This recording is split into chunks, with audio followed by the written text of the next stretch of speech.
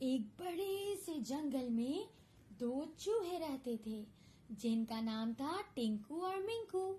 वो दोनों बहुत अच्छे दोस्त थे। दोनों हमेशा साथ साथ रहते, साथ खाते, साथ खेलते और हर काम साथ साथ करते। एक दिन टिंकू और मिंकू दोनों नदी के किनारे घास पे आराम कर रहे थे। उनको एक बहुत भयानक सी आवाज सुनाई देने लगी। दोनों डर के मारे उठ गए और जल्दी से इधर उधर डर के भागने लगे। अरे कैसी आवाज है? अरे अरे मुझे तो डर लग रहा है। ये कैसी आवाज है? अरे अरे क्या करें अब हम? चलो भागो भागो, जान बचाओ। पता नहीं ये किस चीज की आवाज है।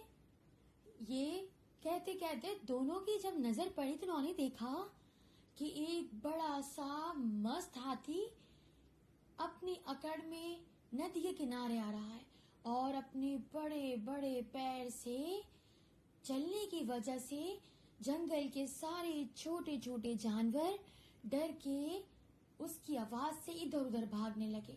सारे छोटे जानवर बहुत घबरा गए थे। अरे भागो, अब क्या होगा? हमें तो ये हाथी मार देगा।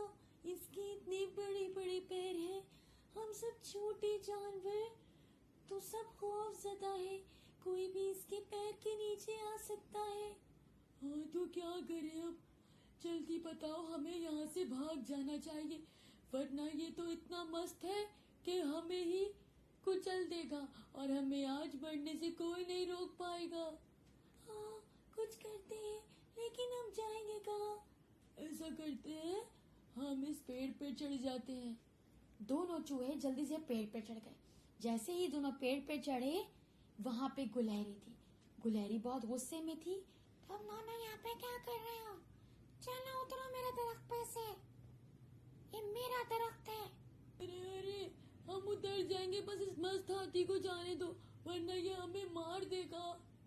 प्लीज हमें थोड़ी देर यहाँ पे रुकने दो, फिर हम चले जाएंगे। नहीं नहीं, अभी उतरो मेरे दरख्त पे से।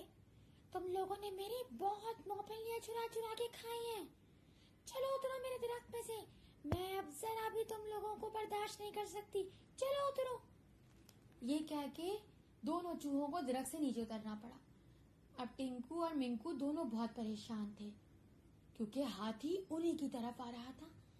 अरे अब हम क्या करें? ये हाथी तो हमारी तरफ आ रहा है। हाँ, ये तो हमें मार देगा। अब क्या करें? चलो इस छोटे से बिल में घुस जाते हैं।